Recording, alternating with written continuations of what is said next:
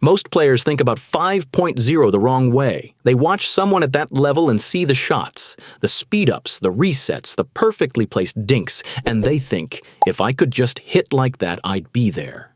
And then they go practice the shots. They drill the third shot drop. They work on the speed-up. They try to build the game piece by piece, shot by shot, and they get better, but they don't get to 5.0. Because 5.0 isn't built from shots, it's built from something underneath the shots, a set of habits, decisions, and mental patterns that produce those shots as a natural result. The shots are just the visible layer. What's underneath is what actually separates them. And here's the thing about what's underneath. It's not physical. It doesn't require more talent. It doesn't require a different body or a better paddle or a new coach. It's a way of playing the game. 5 specific things that 5.0 players do on every point that most recreational players have never been told. By the end of this video, you're going to know exactly what they are. Let's go. 1. 5.0 players don't make more great shots. This is the one that changes how you think about the whole game once it really lands. Because everything about how we talk about great players is built around what they can do. The shot they hit, the ball they reached, the winner they put away. We talk about what they added, and in doing so, we completely miss the most important thing about how they actually win. Watch a 5.0 player for a full game and count their unforced errors, not the shots they went for and missed because the play was difficult, the errors that were entirely their fault, the dink that went into the net for no reason, the drive that sailed wide when nobody was pressing them, the reset that popped up because they rushed it. Count those. The number is going to be smaller than you expect, significantly smaller than your own. That gap between your error count and theirs is the gap between your level and 5.0, not the winners, the mistakes. Because here's the math of how pickleball works at every level below the very top. The majority of points end because somebody missed, not because somebody hit something unreturnable, because somebody hit the ball wrong when they didn't have to, unforced errors. And the player who makes fewer of them wins. It's almost that simple. 5.0 players are not trying to hit the best shot in the rally. They're trying not to be the person who gives the rally away. They hit high percentage shots from good positions. They don't go for winners until the winner is genuinely available. And when there's no clear play, they put the ball back in play and wait. Boring, reliable, low-risk pickleball that their opponents slowly run out of answers for. That's the discipline. Build that before anything else. 2.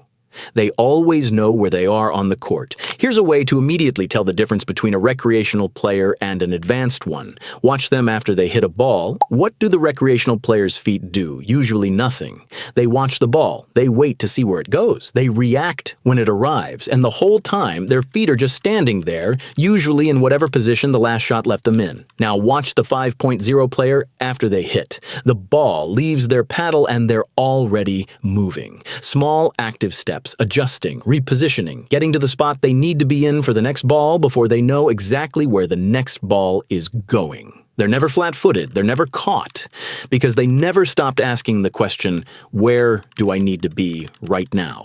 Court awareness is not a talent. It is not something some players are born with and others aren't. It's a habit, a specific habit of checking in after every shot, every single one, and asking yourself whether you're in the right place. Are you at the kitchen when you should be? Are you centered?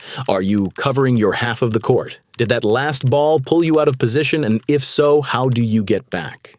The moment you start asking that question consistently, your positioning improves, not because you got more athletic, because you got more attentive. 5.0 players are not in the right spot because they're faster. They're in the right spot because they checked sooner. Make that check automatic, and you fix the positioning problem that's been costing you points for as long as you've played. And if you want to take your pickleball to the next level, check out the Pickleball Master Pack, a pack that includes the Elite Player Guide, a guide with technical and tactical tips, exclusive routines, and much more. The Become a PPA Tour Player Guide, where you'll learn how to become a pro pickleball player, a full 7 days fitness routine to take your fitness to the next level, and a prevention routine to prevent injuries and enhance recovery. This pack already helped hundreds of pickleball players. Get yours clicking the link in the description. Let's continue with the video. 3. They play the same way, always. This is the one that's hardest to build, and also the one that separates players at every level from the ones above them. Because almost everyone can play well when the score doesn't matter. When it's 2-2 in an open rec session and nobody's keeping track too carefully, and that's when most players find their best pickleball, loose, confident, unhurried, dinks that stay low, resets that stay soft, good decisions, consistent execution. And then the score gets tight, game point, match point, something real on the line, and suddenly the same player who was dinking cross-court all day starts going straight. The same player who was resetting calmly starts driving everything. The swing gets bigger. The decisions get worse. The consistency disappears. Not because they got worse at pickleball, because they started playing a different game, one where the score is telling them how to hit the ball instead of the ball telling them how to hit the ball. 5.0 players play the same game at 10-10 as they play at 0-0, not because they don't feel the pressure. They do, but they've trained themselves to respond to that pressure with routine rather than reaction. Before every point, same routine, same two things to think about. Where is the ball, and where am I? That's it, not the score, not the implications, just those two things. The score is information about what has happened. It tells you nothing about what you need to do next. What you need to do next is determined by the ball and your position. 5.0 players live by that, and the result is that they're exactly as dangerous at match point as they are at the start of the game. Be that player. The score is not your coach. Don't let it be. 4. They have a plan. Before every serve, walk up to the baseline behind a 5.0 player and watch what they do before they serve. They're not bouncing the ball mindlessly. They're not looking around or thinking about the last point. They've already decided where this serve is going, where the return is probably going to come back, and what their third shot is going to be. Before the rally starts, the first 3 decisions are already made. That sounds like a small thing. It isn't. When you walk up to the line without a plan, the first thing that happens is a serve. Then you react to the return. Then you react to where the return went. Then you react again. You're 3 balls into the rally and you haven't made a single proactive decision. You're just responding to whatever's happening. And responding, by definition, means you're always one step behind. When you have a plan, the first ball is a decision. The return comes and it either matches what you expected or it doesn't. And either way, you're already thinking ahead, not catching up. You're not choosing a third shot while the ball is in the air. You already chose it. You're just executing. The plan doesn't have to be complicated. It can be one sentence.